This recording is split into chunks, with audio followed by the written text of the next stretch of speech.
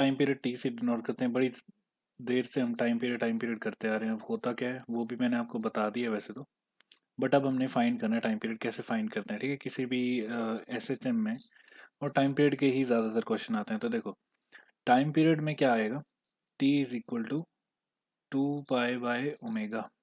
ठीक है, तो अगर हमें ओमेगा पता चल जाए तो हम टाइम पीरियड लिख सकते हैं। अब ओमेगा कैसे पता चलेगा, A is equal to omega square minus omega square x. ठीक है, यहाँ से ओमेगा पता चल जाएगा। उससे पहले आपको या तो ए पता होना चाहिए या एक्स पता होना चाहिए या समथिंग ऐसा कुछ। ठीक है, चलो देखते हैं। तो स्टेप्स क्या होते हैं फाइंड करने के। सबसे पहला स्टेप, फाइंड ऐसा पॉइंट जो मीन पोजीशन है। ठीक है, तो find mean position.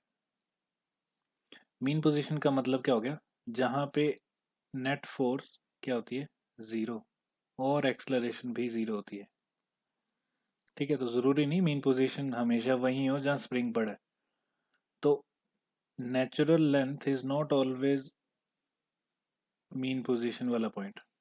Natural length की वजह से मीन पोजीशन हो ऐसा जरूरी नहीं है। ठीक है, जैसे कि मैंने आपको बताया था कि अगर फ्रिक्शनलेस सरफेस पे कोई पड़ा हुआ है ऑब्जेक्ट यहाँ पे, ठीक है, और स्प्रिंग लगा है उसमें, तब तो उसकी नेचुरल लेंथ और मीन पोजीशन सेम ही होगी, x is equal to zero.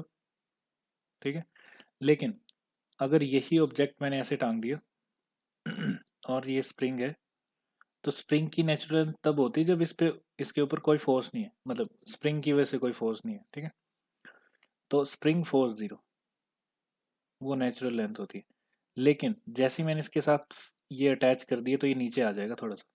ठीक है, तो नीचे आ जाएगा, इस टाइम पे ये होगी मीन पोजीशन या फिर इक्विलिब्रियम पोजीशन। ठीक है, इक्विलिब्रियम पोजीशन। तो यहाँ पे क्या होगा, ये स्प्रिंग फोर्स जीरो नहीं है, तो देखो एफ इज इक्वल टू क्या आएगा, के एक्स ऊपर को और नीचे को आ रहा होगा एम जी। लेकिन मीन पोजीशन पे नेट फोर्स जरूर जीरो होगी, तो net force is zero. Okay, तो फर्स्ट स्टेप आपको पता लग गया, मीन पोजीशन फाइंड करो। तो मान लो मैं एग्जांपल यही ले लेता हूँ, दिस इज योर एग्जांपल, कि ये है नेचुरल लेंथ और यही है इसकी मीन पोजीशन।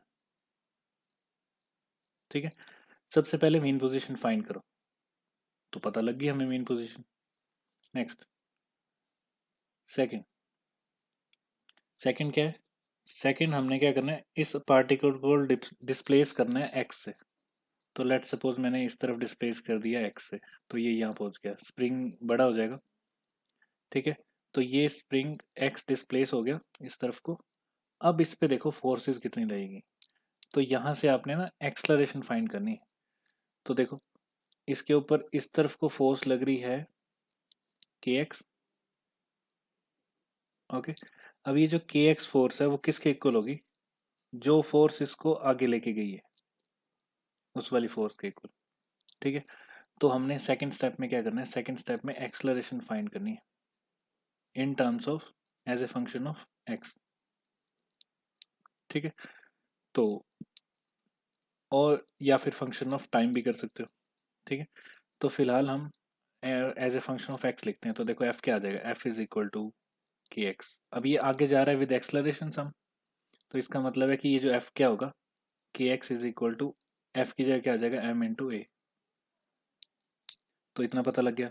अब ए क्या आ जाएगा, ए आ जाएगा k by F m into x. तो ये आ गया आपका ओमेगा स्क्वायर। तो इसको कंपेयर कर दो ओमेगा स्क्वायर एक्स से, तो इसका मतलब है कि हमारे पास ओमेगा आ गया है, omega is equal to under root of k by m. अब ओमेगा पता लग गया है तो हम टाइम पीरियड निकाल ही सकते हैं। तो बस इसको टाइम पीरियड के फॉर्मूले में पुट कर दो, 2 पाई बाय ओमेगा, तो 2 pi under root of m by k, opposite हो जाएगा।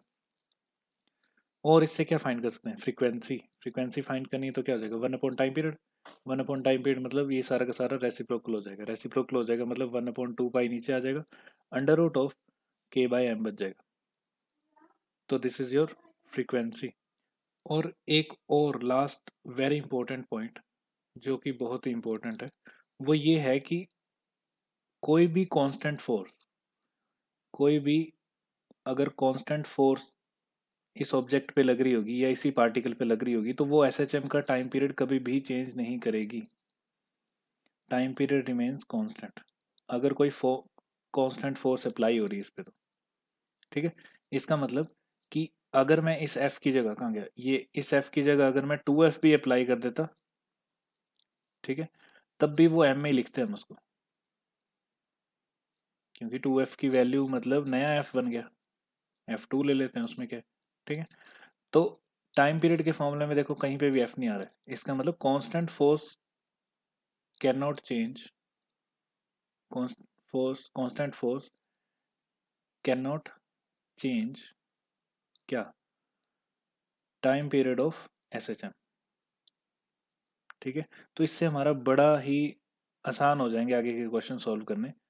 फॉर एग्जांपल कि मान लो ये ऑब्जेक्ट लटकी हुई है, ठीक है, इसके साथ SHM हो रहा है इसका, तो हम क्या करेंगे, अगर मान लो मैंने इसको फोर्स लगा दी F, या फिर यहाँ पुली लगी हुई है, जैसे मान लो यहाँ पे ये अटैच्ड है, यहाँ पे स्प्रिंग लगा है, उसके बाद ये पुली से लगा हुआ है यहाँ पे, और यहाँ पे एक बॉक्स लटका हुआ है, ठीक है। तो यहाँ पुली है, तो इसका मतलब ये होगा कि हमने क्या करना है, हमने इस फोर्स की वजह से SHM नहीं देखना है, हमने देखना है अपने तरीके से SHM का टाइम पीरियड, और वही SHM का टाइम पीरियड क्या होगा हमारा आंसर, ठीक है। तो चलो अब क्वेश्चन करके देखते हैं।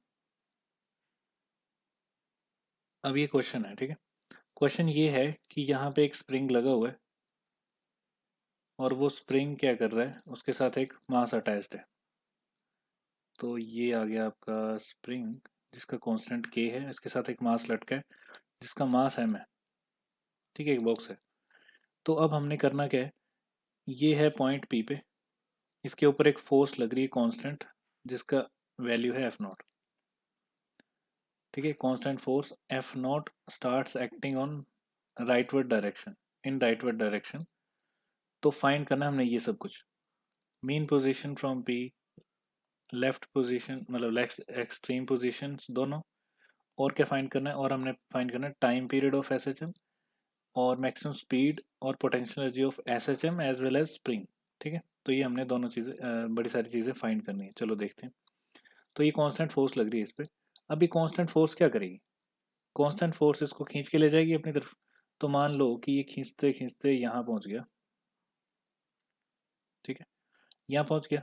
तो अब इसको मैं क्या लिख सकता हूँ, तो तो अब देखो मीन पोजीशन क्या होता है, मीन पोजीशन वो पोजीशन होती है जब नेट फोर्स जीरो हो जाए, ठीक है। नेट फोर्स कब जीरो होगी, मान लो ये यहाँ पहुंच गया, इसको ले लेते हैं मीन पोजीशन।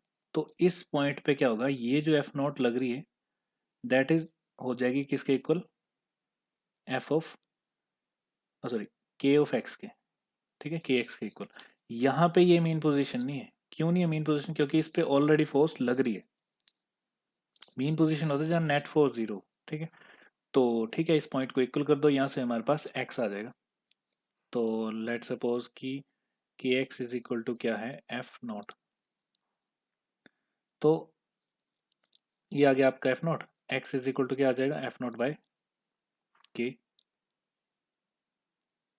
अभी भी फोर्स लगे जा रही है, ठीक है, अब फोर्स लगे जा रही है इसको। तो अब इससे होगा क्या, मीन पोजीशन तो यहाँ आ गई ना इसकी।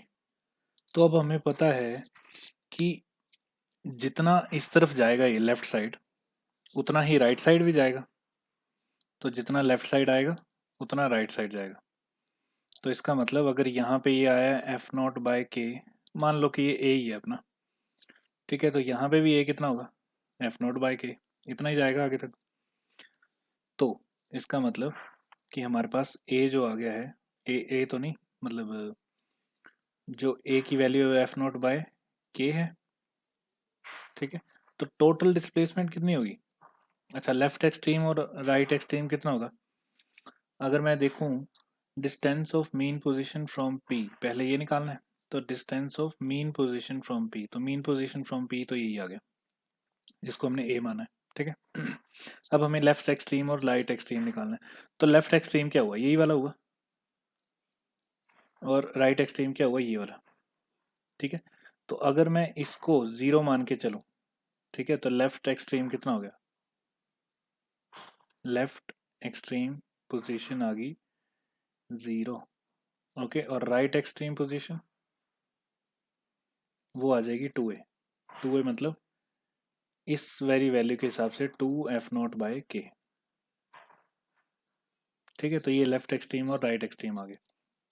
अब हमने क्या निकालना है, और क्या बचा है, ये वाला पेज हो गया खत्म, आगे चलते हैं। अब देखो, अब निकालना है हमने मैक्सिमम स्पीड ऑफ ब्लॉक। अब आपको पता है कि स्पीड कैसे निकालते हैं। स्पीड निकालने के लिए हमारे पास एक फॉर्मूला है जो कि हम पहले लिख चुके हैं, that is v। v is equal to क्या, मैक्सिमम स्पीड निकालनी है, v maximum is equal to कितना होता है, a ओमेगा। ठीक है, अब मीन पोजीशन से a तो हमें पता है कितना है, दैट इज f0/k, लेकिन ओमेगा पता नहीं है। ठीक है, ओमेगा निकालना है। अब ओमेगा पता होने के लिए a पता होना चाहिए, तो देखो यही वाली कंडीशन ले रहा हूं मैं। ठीक है, अब मेरे पास ये है मीन पोजीशन। ठीक है, अगर मैं यहां से इसको x इधर खिसकाता हूं, ओके, तो मान लो इसको मैंने x इधर खिसका लिया, तो क्या हो जाएगा, यहाँ पे हम फोर्सेस देख लेंगे कितनी आ रही। ये एक्सट्रीम नहीं है ना, एक्सट्रीम यहाँ आ रही थी जाके, ये राइट एक्सट्रीम और ये लेफ्ट एक्सट्रीम, ये मीन पोजीशन। तो मीन पोजीशन से मैंने x डिस्प्लेस किया इसको। ठीक है, ये हमारे पास a, हमने ये a ले लिया। ठीक है, अब x नहीं ले रहे हैं इसको, दिस इज a और दिस इज a, तो दूसरी साइड को a, लेफ्ट साइड को a, राइट साइड को a। अब इस x की वैल्यू आ जाएगी। ठीक है, अब x की वैल्यू कैसे निकाल लेंगे हम, तो अगर मैं यहाँ से देखूँ इस पॉइंट से, तो इस पॉइंट से ये कितनी दूर है, a प्लस एक्स की दूरी पे। ठीक है, तो अब देखो यहाँ पे ना दो फोर्सेस लग रही होंगी। एक फोर्स लग रही होगी इसको इस तरफ को, कितनी, k इंटू a+x। ओके, दूसरी फोर्स इसको लग रही होगी राइट साइड को। राइट साइड को कितनी लग रही होगी, ऑब्वियसली f0। ठीक है, और इसकी एक्सलरेशन अभी किस तरफ को है, ये जा ही इस तरफ को रहा है, मतलब इस फोर्स की वजह से इसकी एक्सलरेशन इस तरफ को है, तो ये मोशन इस तरफ को है। ठीक है, तो हम इक्वेशन लिख सकते हैं यहाँ पे, तो लिख लेते हैं इक्वेशन। वैसे एक्सलरेशन दूसरी तरफ को होगी है ना, नेगेटिव डायरेक्शन में होती है, मतलब मीन पोजीशन की तरफ को होती है। तो ऑब्वियसली कौन सा बड़ा हुआ, ka+x minus f0 is equal to इसका मास इंटू एक्सलरेशन। ठीक है, अब हमने देखा था कि f0 की वैल्यू हमारे पास क्या आ रही थी, kx, मतलब ka आई थी वैसे तो, अगर इसके हिसाब से देखा जाए तो यहाँ वैल्यू डाल दो, ka+kx minus ka is equal to m/a। तो ये दोनों क्या जाएंगे, कट। अब यहाँ से क्या आ जाएगा, अब यहाँ से आ जाएगा omega, a is equal to kx/m। तो दिस इज ओमेगा, तो ओमेगा भी आ गया हमारे पास, ओमेगा आ जाएगा √k/m। तो इसमें पुट करो, वेलोसिटी आ गई। तो this is your maximum velocity, कितनी, f0/k √k/m। तो इसको आप थोड़ा सा सॉल्व करके लिखोगे तो ये कुछ ऐसा बन जाएगा, f0/√k/m। ठीक है, तो हो सकता है आंसर ऐसे लिखा हो, तो वो आंसर आ जाएगा। ओके, अब क्या बच गया, अब रह गए ये दोनों पोटेंशियल एनर्जी ऑफ स्प्रिंग। पहले स्प्रिंग की निकाल लेते हैं। तो स्प्रिंग की पोटेंशियल एनर्जी क्या होती है, स्प्रिंग की पोटेंशियल मैग्नीट्यूड ही देखना है हमने। ठीक है, तो u is equal to, u max is equal to क्या हो जाएगी, k/2 एक्स का स्क्वायर। और यहाँ पे कितना जा रहा है x, x मतलब वो वाला जितना स्प्रिंग जो है वो यहाँ से यहाँ तक गया है, या मतलब बाहर तक भी गया है अपना, तो स्प्रिंग तो यहाँ तक गया ना, तो एनर्जी तो इतनी आएगी, तो एनर्जी इतनी आ जाएगी। तो k/2 इंटू 2a का स्क्वायर, तो u max is equal to, ये आ जाएगा 2ka। a की वैल्यू हमें पता है, तो वैल्यू पुट कर देते हैं। 2k, a की वैल्यू कितनी थी, f0/k, तो f0/k। तो हमारे पास एनर्जी आ जाएगी सिंपली f0, और अच्छा इसका स्क्वायर भी था, स्क्वायर स्क्वायर, तो f0 का स्क्वायर अपॉन के, एक के कट जाएगा तो ये बच गया आंसर। तो this is potential energy of spring, maximum spring की। अब बचा एस एच एम, तो u max of S H M ये निकालनी है। तो ये कितनी होती है, ये होती है 1/2 के ए स्क्वेयर। ओके, ये हमें पता है एस एच एम ये होती है। तो वैल्यू डालो और आंसर आ जाएगा। तो यहाँ आ जाएगा एफ नॉट का स्क्वायर बाय 2 के। तो देखो दोनों में फ़र्क है, इसीलिए मैंने वहाँ बताया था कि पोटेंशियल एनर्जी ऑफ दिस अलग होगी, स्प्रिंग की अलग होगी, ग्रेविटेशनल पोटेंशियल एनर्जी अलग होगी अगर ये ऊपर से वर्टिकली नीचे को डाउनवर्ड किया होता तो।